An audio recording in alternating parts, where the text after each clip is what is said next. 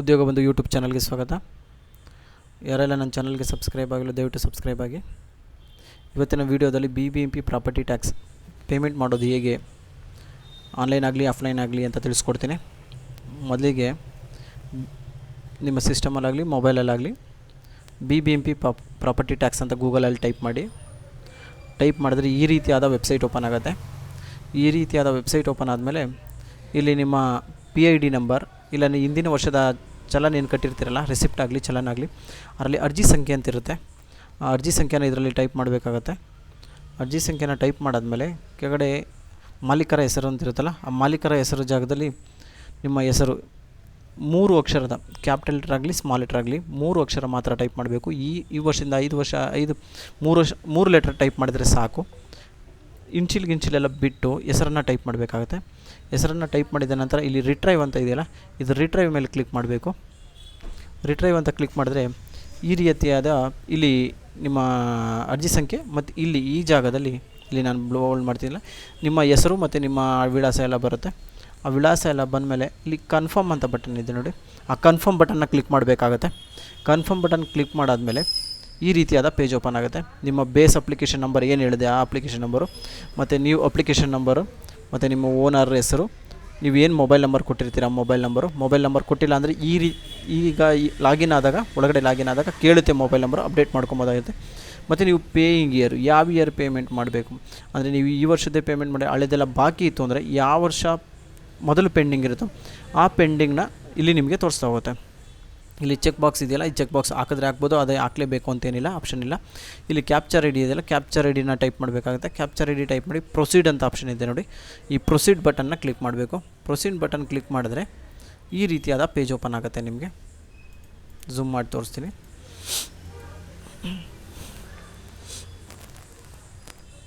ಈ ರೀತಿಯಾದ ಓಪನ್ ಆಗುತ್ತೆ. ಇಲ್ಲಿ ಅಸೆಸ್ಮೆಂಟ್ ಇಯರ್, ನೀವು ಯಾವ ವರ್ಷ ಪೇಮೆಂಟ್ ಮಾಡ್ತಿದ್ರೋ ಅಸೆಸ್ಮೆಂಟ್ ಇಯರ್ ತೋರಿಸುತ್ತೆ, ಮತ್ತು ನಿಮ್ಮ PID ಮತ್ತು ನಿಮ್ಮ ಅಪ್ಲಿಕೇಶನ್ ನಂಬರ್ ಮತ್ತು ನೀವು ಅಪ್ಲಿಕೇಶನ್ ನಂಬರ್, ನಿಮ್ಮ ಓನರ್ ಹೆಸರು, property number, street, old ward, new ward ಇದೆಲ್ಲ ಬರುತ್ತೆ. ಆಲ್ರೆಡಿ ಫಿಲ್ ಆಗಿರುತ್ತೆ, ನೀವೇನು ಫಿಲ್ ಮಾಡೋದು ಬೇಕಾಗಿರಲ್ಲ, ಆಲ್ರೆಡಿ ಫಿಲ್ ಆಗಿರೋದನ್ನ ನೀವು ಒಂದ್ಸರಿ ಕನ್ಫರ್ಮ್ ಮಾಡಿಕೊಂಡ್ರೆ ಸಾಕು.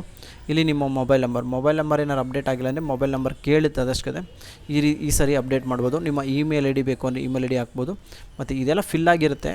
ನಾನು ಎಕ್ಸಾಂಪಲ್ ನಿಮ್ಗೆ ಕೊಡ್ತಾಯಿದ್ದೀನಿ. ಇಲ್ಲಿ ಡೋರ್ ನಂಬರ್, ಸ್ಟ್ರೀಟ್ ನಂಬರ್ ಏನಾದ್ರು ಫಿಲ್ ಆಗಿಲ್ಲ ಅಂದರೆ ನೀವೇ ಮಾಡೋದಕ್ಕೂ ಕೂಡ ಆಪ್ಷನ್ ಕೊಡ್ತಾರೆ. ಆಮೇಲೆ ಸ್ಟೇಟ್ ಯಾವ ಕರ್ನಾಟಕ, ಬೆಂಗಳೂರು, ಪಿನ್ ಕೋಡ್, ಓಕೆನಾ. ಇದೆಲ್ಲ ಆದಮೇಲೆ ರೆಸಿಡೆನ್ಷಿಯಲ್ಲ ನಾನ್ ರೆಸಿಡೆನ್ಷಿಯಲ್ಲ ಬೋತ ಯಾವ ರೀತಿ ಹಾಕ್ಬೋದು, ಇದೆಲ್ಲ ಆಲ್ರೆಡಿ ಫಿಲ್ ಆಗಿರುತ್ತೆ, ನೀವೇನು ತಲೆ ಕೆಡಿಸ್ಕೊಳೋದು ಅವಶ್ಯಕತೆ ಇಲ್ಲ.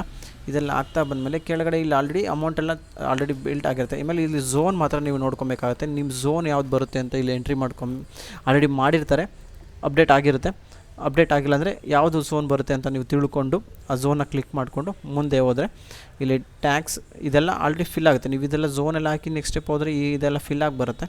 ಫಿಲ್ ಆದಮೇಲೆ ಇದೇನಾದ್ರು ನೀವು ಅಲ್ಲಿ ರಿಯಾಯಿತಿ ಏನು ಕೊಡ್ತಾರೆ, ರೆಬಿಟ್ ಏನು ಕೊಡ್ತಾರೆ 5%, ಆ ಒಳಗಡೆ ಇತ್ತು ಅಂದರೆ ಇಲ್ಲಿ ರೆಬಿಟ್ ಕೂಡ ತೋರಿಸುತ್ತೆ ಈ ಆಪ್ಷನಲ್ಲಿ.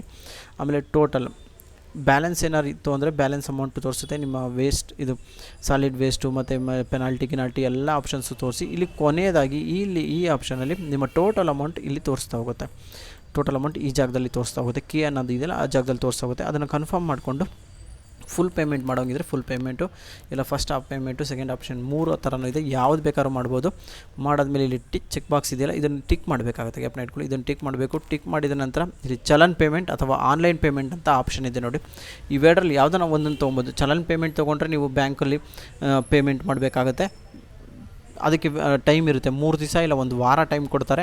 ತದನಂತರ ಅದು ನೀವು ಪೇಮೆಂಟ್ ಮಾಡಲಿಲ್ಲ ಅಂದರೆ ಚಲನ್ ಎಕ್ಸ್ಪೈರ್ ಆಗುತ್ತೆ. ಚಲನ್ ಎಕ್ಸ್ಪೈರ್ ಆದಾಗ ಮತ್ತೆ ನೀವು ಹೊಸದಾಗಿ ಅರ್ಜಿ ಸಲ್ಲಿಸಿ, ಈಗೇನು ತೋರಿಸ್ನೋ ಅದೇ ರೀತಿಯಾಗಿ ಅರ್ಜಿ ಸಲ್ಲಿಸಿ ಚಲನ್ನ ಪ್ರಿಂಟೌಟ್ ತೊಗೊಬೇಕಾಗುತ್ತೆ. ಇಲ್ಲ ಆನ್ಲೈನ್ ಕ್ಲಿಕ್ ಮಾಡಿದ್ರೆ ಆನ್ಲೈನಲ್ಲಿ 2 ರೀತಿಯ ಆಪ್ಷನ್ಸ್ ಇರುತ್ತೆ. ಒಂದು debit card, net banking, PhonePe ಎಲ್ಲ ಇರುತ್ತೆ. ಫೋನ್ಪೇ ಕೂಡ ಯಾವ್ದು ಬೇಕಾದ್ರೂ ಮಾಡ್ಬೋದಾಗಿರುತ್ತೆ. 3ಕ್ಕೂ ಅವಕಾಶವಿರುತ್ತೆ.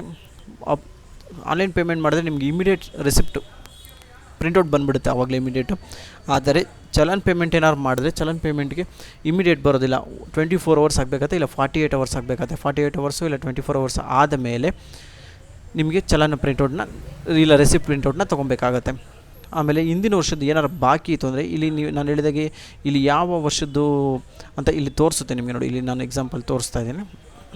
ಇಲ್ಲಿ ತೋರಿಸಿದೆ ಯಾವ ವರ್ಷದ ಪೇಮೆಂಟ್ ಮಾಡ್ತಿದ್ದೀರಾ ಅಂತ ತೋರಿಸಿದೆ. ಹಿಂದಿನ ವರ್ಷದ ಬಾಕಿ ಏನಾರು ಇತ್ತು ಅಂದರೆ ಈ ಆಪ್ಷನ್ನಲ್ಲಿ ಇಲ್ಲಿ ಈಗೇನು ತೋರಿಸ್ತಾ ಇದೆಯಲ್ಲ, ಇಲ್ಲಿ ಕೆಳಗಡೆ ಇನ್ನೊಂದು ಆಪ್ಷನ್ ಓಪನ್ ಆಗುತ್ತೆ. ಅಲ್ಲಿ ಹಿಂದಿನ ವರ್ಷದ ಬಾಕಿ ಅಂದರೆ ಈಗ 21, 22, 22, 23 ಆ ರೀತಿ ಆಪ್ಷನ್ ಇತ್ತು ಅಂದರೆ ಒಂದು ಮಾತ್ರ ಟಿಕ್ ಆಪ್ಷನ್ ಆಗುತ್ತೆ. ನೋಡಿ ಇಲ್ಲಿ ಟಿಕ್ ಆಪ್ಷನ್ ಆ ಥರ ಆಗಿರುತ್ತೆ. ಇಲ್ಲ ನಾವು ಒಟ್ಟಿಗೆ ನಾವು ಎಲ್ಲ ಮಾಡ್ತೀವಿ ಅನ್ನೋದಾದರೆ ಎಲ್ಲನೂ ಕೂಡ ಟಿಕ್ ಮಾಡಬೇಕಾಗುತ್ತೆ. ಟಿಕ್ ಮಾಡಿದ್ರೆ ನಿಮಗೆ ಟೋಟಲ್ ಅಮೌಂಟ್ ಇಲ್ಲಿ ಜಂಪ್ ಆಗುತ್ತೆ. ಟೋಟಲ್ ಅಮೌಂಟ್ ಎಷ್ಟು ಅಂತ ತೋರಿಸುತ್ತೆ. ಆ ಟೋಟಲ್ ಅಮೌಂಟ್ ಇಲ್ಲೂ ಕೂಡ ಅದನ್ನು ತೋರಿಸುತ್ತೆ. ಆ ಟೋಟಲ್ ಅಮೌಂಟ್ ಪೇ ಮಾಡ್ಕೊಬೋದು, ಇಲ್ಲ ಒಂದೊಂದೇ ಕೂಡ ಪೇಮೆಂಟ್ ಮಾಡಿಕೊಂಡು ನೀವು ರೆಸಿಪ್ಟ್ನ ಪಡೆದ ನಂತರ ಮಾಡ್ಬೋದು. ಇಲ್ಲ ಚಲನ್ ತೊಗೊತೀನಿ ನಾನು ಒಟ್ಟಿಗೆ ಅನ್ನೋದಾದರೆ ಎಲ್ಲ ಅಮೌಂಟು ಈಗ 4 ಇಯರ್ಸ್ ಕಟ್ಟಬೇಕು ಅಂದ್ಕೊಳ್ಳಿ, 4 ವರ್ಷ ಕಟ್ಟಬೇಕು ಅಂದರೆ 4 ವರ್ಷದ ಸೇರಿ ಒಂದೇ ಚಲನ್ ಪೇಮೆಂಟ್ ಬರುತ್ತೆ. ತಲೆ ಕೆಡಿಸ್ಕೊಳೋದು ಬೇಡ, ಏನಪ್ಪ 4 ವರ್ಷದ ಕಟ್ತಾಯಿದ್ದೀನಿ ಒಂದೇ ಬರ್ತಿದೆ ಅಂತ ತಲೆ ಕೆಡಿಸ್ಕೊಳೋದು ಬೇಡ. 4ದು ಕೂಡ ಒಂದೇ ಚಲನ್ ಬರುತ್ತೆ. ಒಂದಕ್ಕೆ ಚಲನ್ ಪೇಮೆಂಟ್ ಮಾಡಿ, ಪೇಮೆಂಟ್ ಆದಮೇಲೆ ರೆಸಿಪ್ಟ್ ಮಾತ್ರ ನಿಮಗೆ ಆಯಾ ಇಯರ್ದು ಸಪ್ರೇಟು ತೊಗೊಬೋದಾಗಿರುತ್ತೆ. ಅದ್ರ ಬಗ್ಗೆ ಚಿಂತೆ ಬೇಡ. ಈ ವಿಡಿಯೋ ನಿಮಗೆ ಉಪಯುಕ್ತ ಆಗುತ್ತೆ ಅಂದ್ಕೊತೀನಿ. ಉಪಯುಕ್ತ ಆಗಿದ್ರೆ ಸಬ್ಸ್ಕ್ರೈಬ್ ಮಾಡಿ. Thank you.